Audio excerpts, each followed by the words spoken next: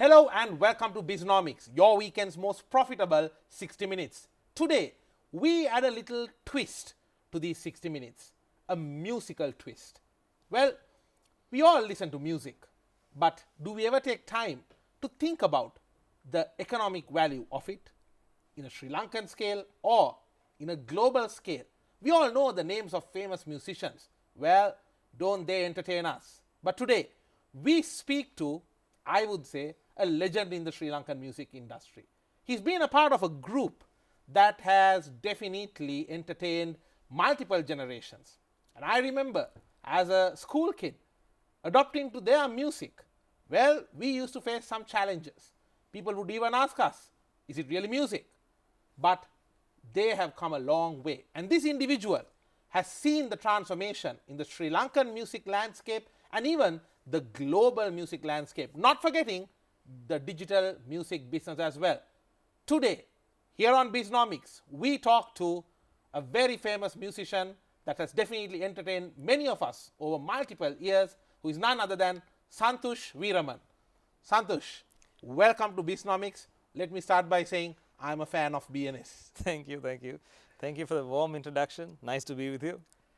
Santhush, let's talk about the music industry itself. Now, a lot of people tend to look at this as more maybe a part-time thing or something you do if you have that aesthetics in you or with that artistic flair. But this is an industry. It has an industrial value. Let's talk about some numbers. The Sri Lankan music industry as well as the global music industry. What are we looking at here? If you take the music industry, I would like to tell you, I would like to say more as the entertainment industry, right? Sri Lanka has quite a vibrant entertainment industry, and music industry is a vital component of that. If you take the world, I would guess probably at least you're looking around $50 billion. $50 billion. Yeah, that Wow. is the world industry. Okay. But the Sri Lankan music industry, I don't think anyone has done a proper research. That itself shows there's a problem, isn't it? There is a big problem, because maybe it is the cultural norm or the way the country has evolved. If you take arts in the country, society does not perceive this as an industry. So they see art is something for the aesthetic and something sacred. But the moment some business modeling comes to it and it gets structured to be an industry, that is considered as taboo. Agreed. If there is a business sense coming into the arts, connecting with the industry, they feel it's kind of taboo. So but therefore the sustainability of the industry. It is because when there is no industry, the infrastructure needed for the industry to develop doesn't come through. So when that nurturing is not there, what happens is we don't be a part of the world. So therefore, proper research, then business development, all those things does not come in, especially investors. So those things don't come in. But I must say, we have quite a strong economy revolving around the music industry. If you take arts, I could just go into areas as in music, film, then arts as in drawing, yes, the paintings. Say the painting, then the film, then I would say sculpting, drama, all those. But out of all those industries, the only aesthetic industry which is surviving and spinning some kind of economy is the music industry. I would say at least around 60% of the revenue is generated through the music industry. So it is quite a strong industry. Now, you were a part of a group, actually, BNS, it brought a paradigm shift to the music industry of Sri Lanka.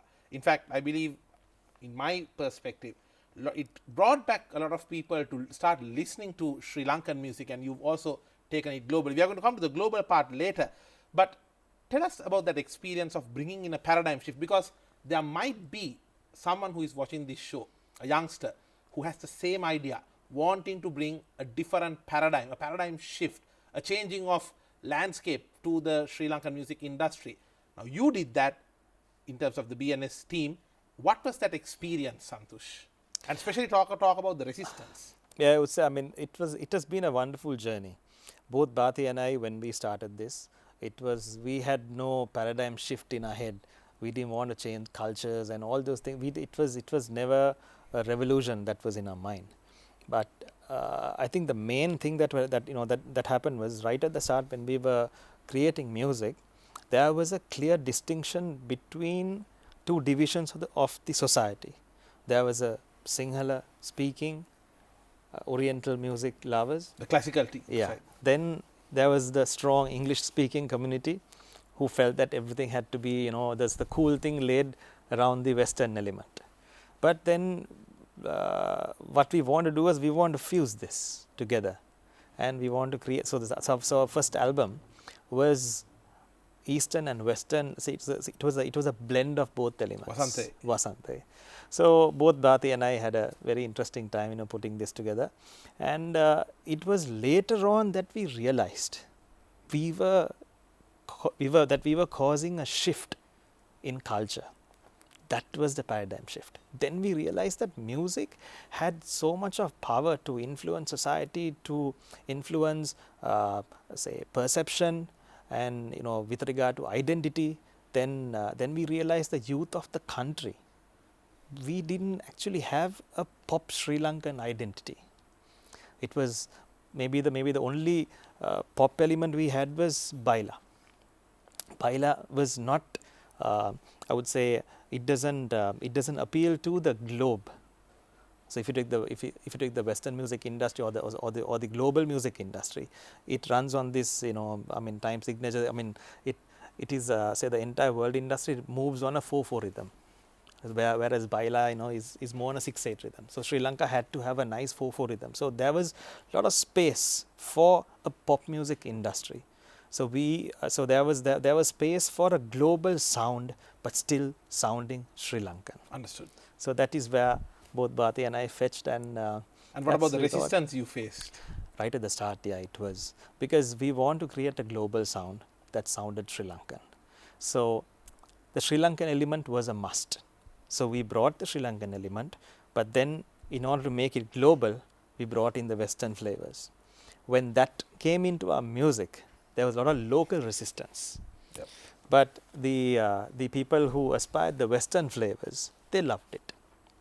So then when we wanted to make it more flavorsome to the masses, then the more the affluent society kind of said, now it doesn't sound cool enough. But then they loved it. So you were, it was like a pendulum swinging. Yeah, it was. So until you find the right balance. Yeah, so then while we are doing this, we had to find a global flavor. So that is a market outside Sri Lanka. Correct. So it's been a journey trying to understand what is Sri Lankan, what is global, what is the unique sound that has to be made, creating a strong identity, creating then confidence with youth, and looking at the future. And so it's been an interesting journey. I like the word you used, identity, because I'm going to now question you on that. When you build a strong enough identity in business, you become a brand. Now, BNS went from being a band to a brand. Yeah. Now, how was that experience, and what's the secret sauce in going from a band to an iconic brand? A band, I would say, a band will always give you music, right? Music, experimenting on different music, experimenting with different genres and different deep sides of music. But a brand is a brand that revolves around music, I would say, is whereas an individual or say a couple of people, they would get together and they will do music for a reason. When there is a cause behind your music. For example, if you take the great Amaradeva, his music had a reason. He wanted to create that hela lacuna in the Sri Lankan music, right? He craved for that. He gave his entire life to create that sound, the singular sound of the Sri Lankan music. In fact, he is called the musician of the nation, Hele Gandharvya. Yeah. So he aspired. He devoted his entire life. That was the cause. So with regard to us, the reason why we do music is we want Sri Lanka to find its global space. We want a Sri Lankan sound that sounds global. We want the globe to say, wow, Sri Lankan music is cool. We want the youth of the country to feel very strong, to feel very confident, To feel proud. to feel proud amongst the rest of the world. Like and the say, Caribbean Calypso. Yeah, and say whether you're next to a British or American or Indian or African, say, hey, cool, man, this is Sri Lankan music. And anyone outside Sri Lanka, they comprehend that music, they understand, they feel it and say, wow, this music is cool. That creates confidence with our youth. So that's your purpose. Yes. And this is also very important from a soft power perspective, because we see, for example, a lot of global music brands are coming from US. And when those are adopted or followed, automatically there is a lot of soft power that the country will gain, isn't it? Yeah, I mean, this is very interesting because you see countries, they influence other countries militarily. Yeah. Then there are economic forces. What we don't see is arts is also another space. So it is important for a country to build its arts base, and it can create economic benefits and so many other things in the long run. So if you take countries like USA, starting from the Vietnam War to the entire thing, they've been promoting through film, through music, to everything. So if you take countries France, like, for example, France, the French cuisine is actively promoted global, isn't it? So for a country to create life, say for a country to create a strong identity within the globe, music is a strong ammunition. It's a very important point that you raised there, Santhush. It's important. I'm going to come back to you on that on more detail later on. The role of new digital age technology in building tomorrow's musicians. Let's talk about that on the other side of this short break. This is Bisnomics.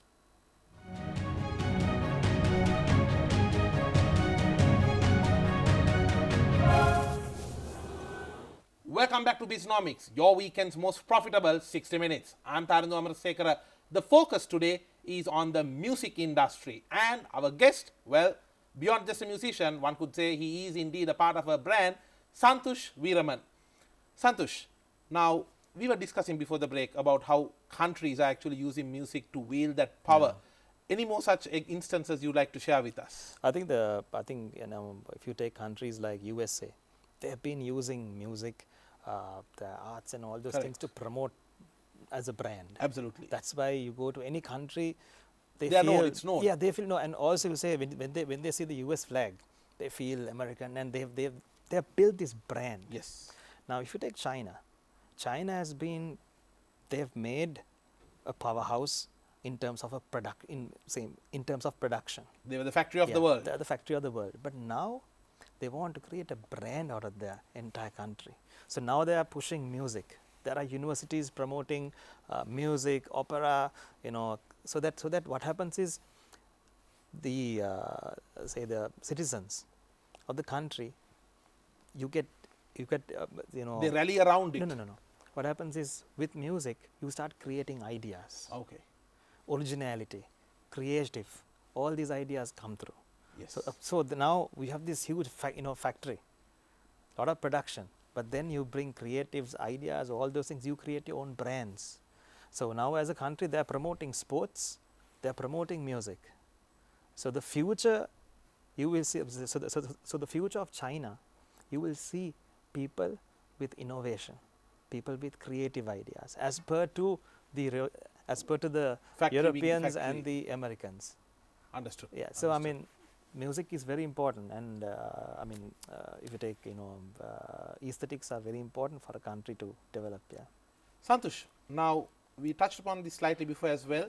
In terms of the revenue models, because as you said, if it's an industry, you need to look at the revenue models as well. Now for an artist, those days the revenue model simply was either you do the shows or maybe the CDs, etc. But today you talk about digital platforms, you talk about digital value-added services. You have a song, you give it as a ringtone, every time it's downloaded you can earn money. There's a lot more ways of earning revenue today than what it was few decades back. Enlighten us. It's very interesting. I mean, as a musician or a person in the industry, or at least to understand the music industry or the entertainment industry, you need to understand how this revenue happens.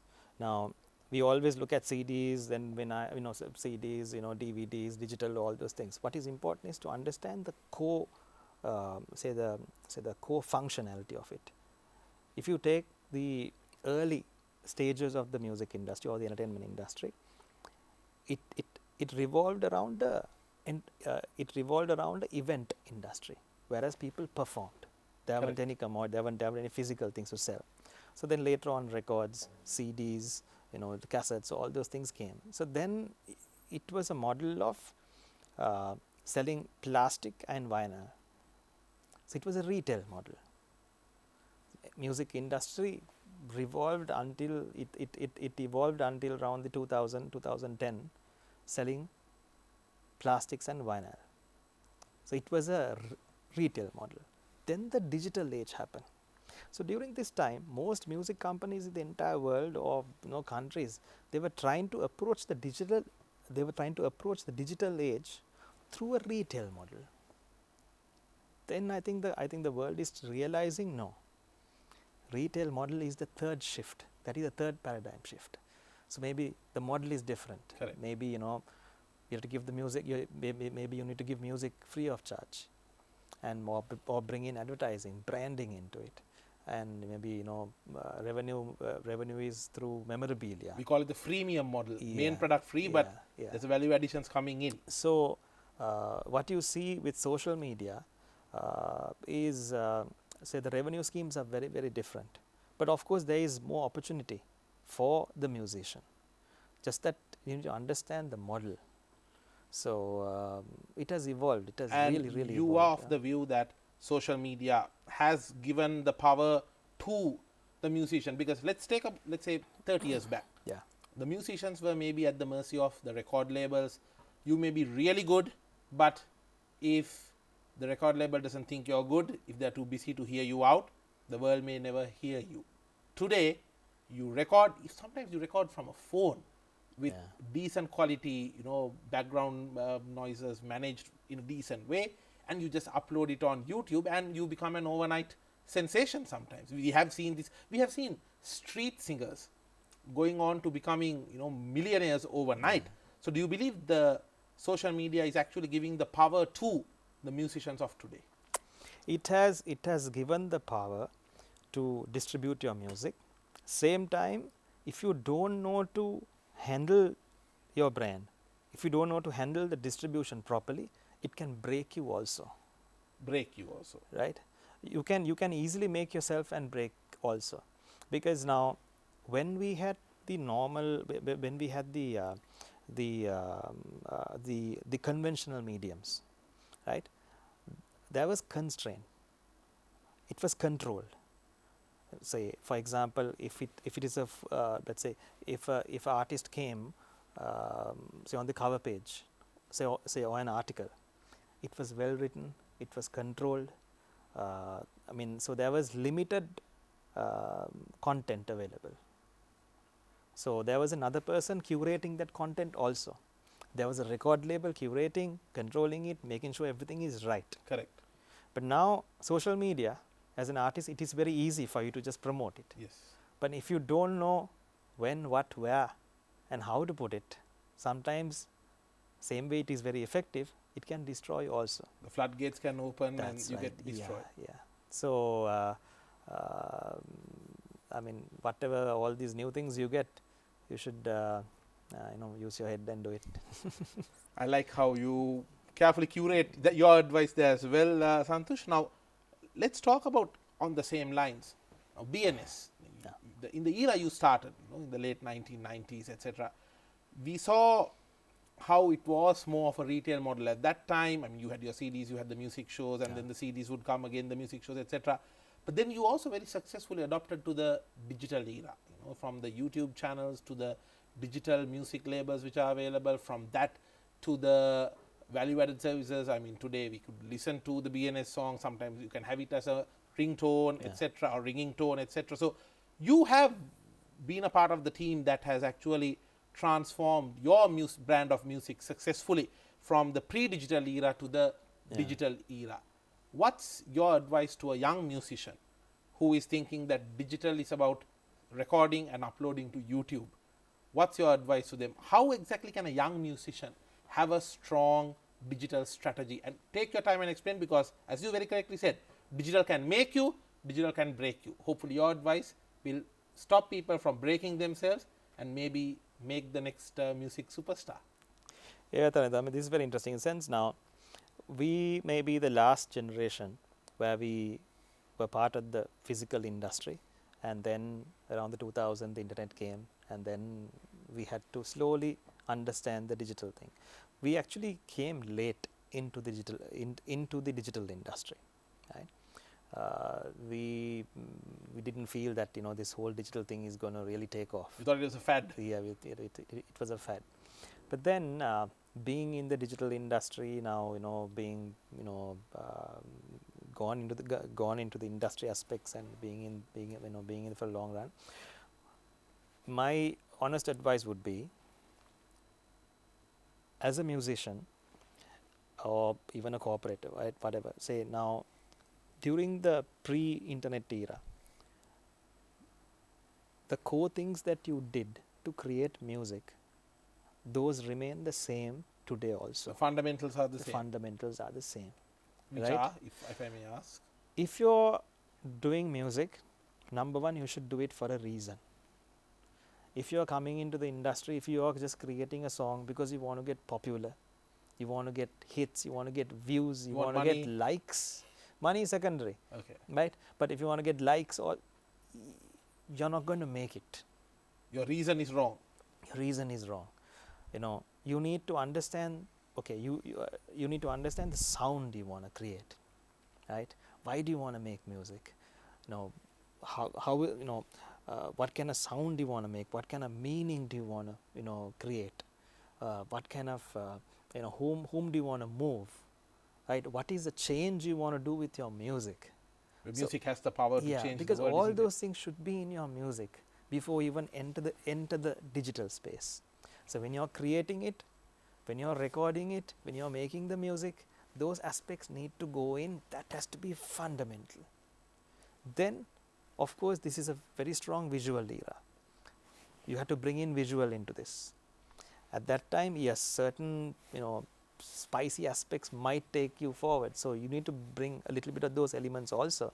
But for any content, music or visual or whatever to remain long, I mean, for it to stay in the industry for a long time, for it to have a long run, then again you need to embed those visual elements into that concept. Understood. So every time you watch it, people start thinking, oh, I didn't see this. It stimulates them. There is something new. Yeah, something new. So a lot of thinking has to go. So with time you'll get likes and all those things. Yeah. And also you need to be focused on what you want to do. Because now, for example, let's say a person might have strengths, singing, being able to sing opera, being able to sing baila, being able to sing pop, rap, all those things. But then until you create one particular sound, one particular genre of music where people kind of identify you as, okay, he's good in this, this is the change he's making, His domain.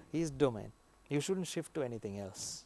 So I mean, same old brand concepts are still there. Correct. But at the end of the day, most important thing is when you're creating that sound, when you're creating that music, that song, core is you. Core is the reason. Your soul. Your soul, why you're doing it. That's a must. That's right. Most of the time what I see is that is not there.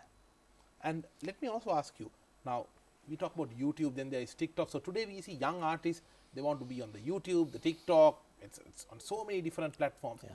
Picking the right platform, as you said, now fine, you identify your core. Now when you're coming to digital, what are the questions you need to ask? Is it what platform you want to be in?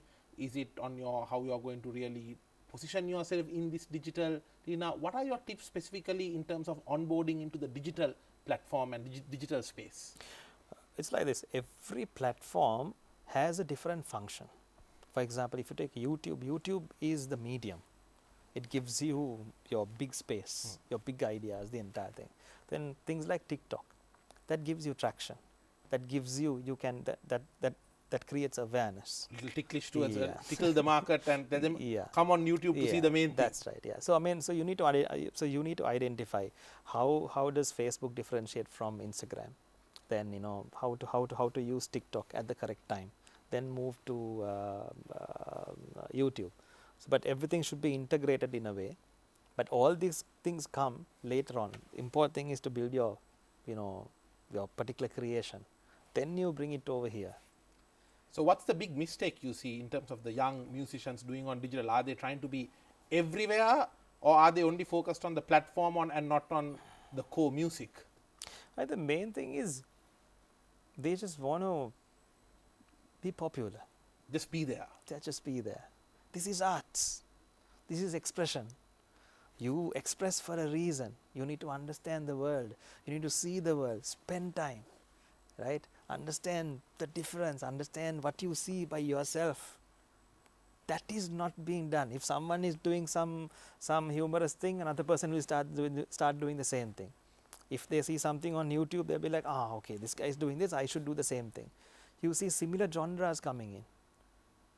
But important thing is, I think that is the best advice I could give. See the world, feel the world, look at the physical world, see the problems, absorb those things. So find your own niche, find your own ideas. So what you're saying is, people should, correct me if I'm wrong, people should feel the beat of your music synced with the people's heartbeat. Very much, very much. That's where originality comes into play. That's where Sri Lanka will have a strong brand to take out of Sri Lanka. Understood.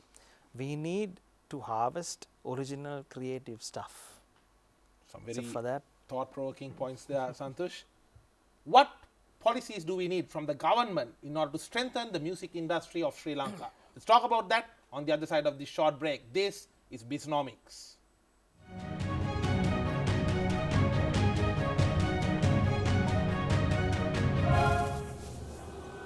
Welcome back to Bisnomics. We are in conversation with a legend in the music industry of Sri Lanka, Santhush Weeraman, about the music industry of the nation.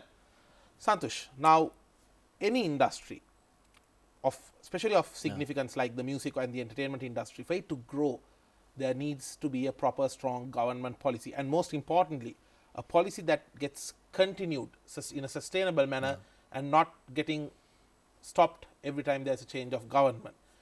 In your perspective, what kind of policy decisions do we need to strengthen the music industry of Sri Lanka?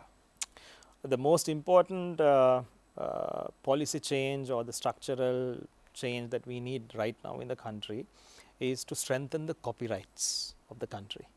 And I think to a certain extent this government has been functional in doing so, and we've come to quite a extent in creating a proper infrastructure with regard to copyrights. So that is there, but we are yet to form an institution where the copyrights where the copyrights are controlled. So this particular institution will govern the copyrights. For example, now in Sri Lanka, Parliament will pass certain laws, and then we have the police executing those laws. So same way with regard to financial areas, we have the inland revenue. Correct. Collecting the revenue, with regard to, so just like that, we need to have a functional place where this particular place will collect revenue with regard to copyrights. Understood. They will enforce legal legislation to with regard to legal things. So this will be the functional place. So that is yet to be implemented. Understood. So the moment that happens, media will play a particular royalty. Outsiders, let's say especially investors, will come to Sri Lanka. They know their investment will get protected. Yes. For example, YouTube will start playing publishing. So that is not there. Understood. Because yet in Sri Lanka, the difference between records, the content rights and the publishing rights is not understood yet. So we have there is so much to lot of infrastructure needed, but important thing is protecting the copyrights. And what about grooming the young musicians? Is there a proper plan? Because let's be very honest. If a young child, let's say a schooling student, tells their parents, hey, I want to be a musician one day, the amount of households that will encourage that, I would say, is a handful. Yeah. Because this is seen as an industry where most people get kind of destroyed, or you waste your time and you will never make it, etc. That's a mindset, because still to a large extent, those traditional jobs, at least now IT and a few other jobs are entering that traditional mindset of the parents, but still very hard to think of a parent who will say, excellent, you're going to make it great as a musician. For that to change, isn't there a proper government program, or let's say some program, and a proper plan for where a musician can come in, get trained, groom, mentored, and then move on into the industry? Don't you think that kind of a program is needed? My point of view would be that government should not create an entity like that. Should not, right? Whereas music should be within people, arts should be, there should be freedom for people to create, for people to learn. That should be maybe say the private sector could fuel that. Understood. But what the government should do is create a proper infrastructure, create the laws of the country, so that if someone is exploiting someone's music, someone's making revenue, the person, say the creator, should get rewarded. So he's not totally exploited. So if that is there, revenue will come to the creator.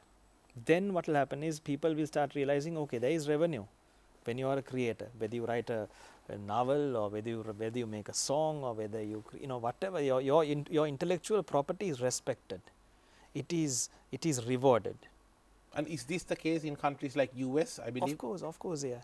Because now if you take UK, for people like for them to create things like Harry Potter, it is the backing of the system which protects the intellect of the country, because they know 4 to 6% of GDP is covered through intellectual property. They export their intellect. So as a country, we can export our intellect. Things like Gamperali, to all those things. Same way, we have a lot of people writing novels, music, all those things. So this should be exported. Understood. So whatever sound we are creating, that we should export to the global appetite. So we get more and more Sri Lankans identifying how to make Sri Lankan music which has a global appeal. We get more and more Sri Lankans, they identify how to create, it could be culinary, it could be novels, it could be whatever, but arts. This is the intellect. So you have fresh ideas coming from this island, which is export quality, which brings in revenue. Then when there is industry, then you see the big guns the big tycoons in the entertainment industry of the world. They come, they invest here. For sure. They harvest more talent. Then our people understand the international platform better than that. Correct. So it is something like that. So what? It's a ongoing cycle. We need infrastructure to protect the creator. Valid thoughts there. Santhush, you are the S in BNS. Now, that also makes you an entrepreneur beyond just a musician. So my question to you, what kind of entrepreneurial thinking do musicians need to have? Because I believe when you are an entrepreneur, and I've heard this story many times from Bharti as well, about how you have a team of people really working with you, which means it's not always about singing and practicing. It's about sometimes you need to be handling the people. It's about the business thinking, the marketing, the HR, etc. Even for that matter, financial knowledge, because you need to know how you're going to keep the team going in terms of the numbers. What are the skills beyond the art skills or the aesthetics that a young musician should have when they are building their brand of music? For a musician to understand, say, a bit of economics, a bit of sociology, it doesn't go a waste. So I would really strongly advise to all the people watching this, all the parents, if your son or daughter is if they're good in music, please do push them in music, but ask them to study. Okay, say as a boy, you know, if you want to finish your SEMA, if you want to finish your accounting, whatever, yes, do that, become an engineer. But Get your degree. yeah, get your degree. But so whatever you learn on paper, it won't go waste, and it is a must, because knowing just music, knowing just aesthetics, it is difficult for, I mean, you can, but understanding another subject matter makes you a fuller person. So what I would say is it is important that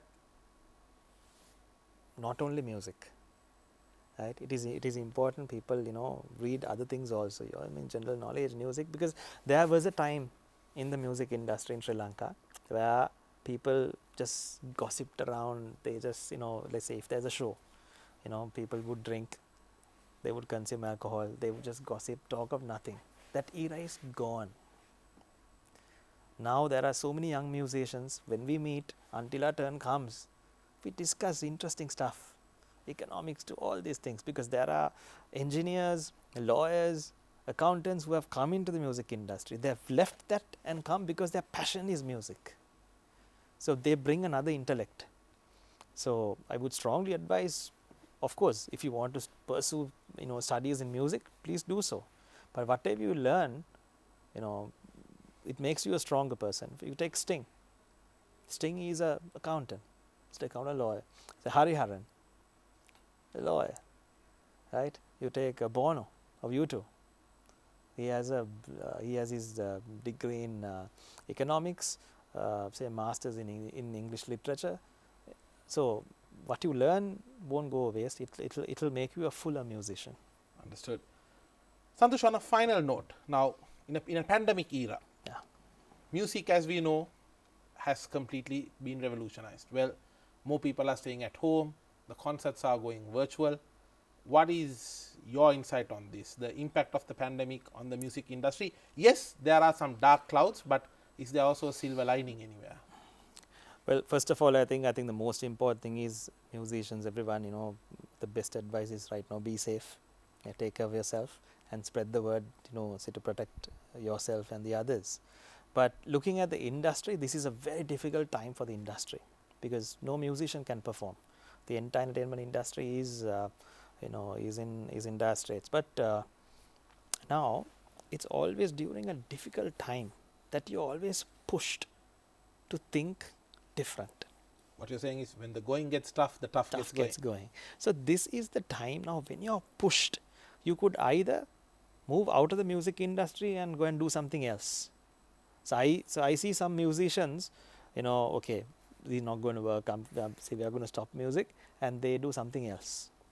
But you get certain musicians who really try to understand. Okay, it is my distributional channel which has kind of stopped. Right? Basically, I can't do concerts. Correct. There is no, my physical engagement is stopped. So that means my distribution channel is stopped. Just to add, virtual concerts are quite rampant. Exactly. So now we could, you know, we could create a virtual concert. But then now you need to think, now am I going to create the same product, same kind of attraction, same flair, you know, same creation as in the physical concert? Virtual concert is different. Same thing that I said to you, same thing what I told you earlier. It is a paradigm shift. Are we going to move from retail model to a social media model? So are we going to do a physical thing? But if it is virtual, we need to create the virtual world. Then it will be a different experience. So then people will have a different entertainment experience in the virtual world than come into the physical concert. Understood. So there is a clear distinction. Pointless trying to create the physical concert in the virtual world. For sure. So push yourself, think different. And I mean, see, as a country, we are a small island with, you know, 2,000, 3,000 years of history. We have so much that the others don't have. So look into yourself, look into your country, look into what you have, and then create that and take it out to the globe. Bring it onto the virtual world. The world is waiting to listen to us. Because I mean, unlike years ago, 20 years ago, now it's very easy to be a part of the world. So you have everything in this country. What you're saying is, go to the world, but go with the right reason. Yeah. Our focus today was on the music industry of Sri Lanka. Where do we stand? What do young musicians need to know when they're building their own brand? And what government policies are needed to strengthen this sector even further? And what better personality could we have had for this kind of an insightful discussion than a legend from the industry itself, Santhush Weeraman. Santhush, was an absolute pleasure listening to your insights. Thank you very much for taking your time off your busy schedule and joining us today, and wishing you good luck to create the Sri Lankan brand of music and taking it out to the world. May we be able to hear more encores and echoes of your success of the brand of music that you give to the world. Thank you very much for joining us. Thanks a lot, Tarindu. Thank you very much. Thank you. And with that, we wrap up today's episode of Bisnomics. And no matter what business you may be in, may you enjoy the tune of profitability in the upcoming week. I'll see you with the next episode.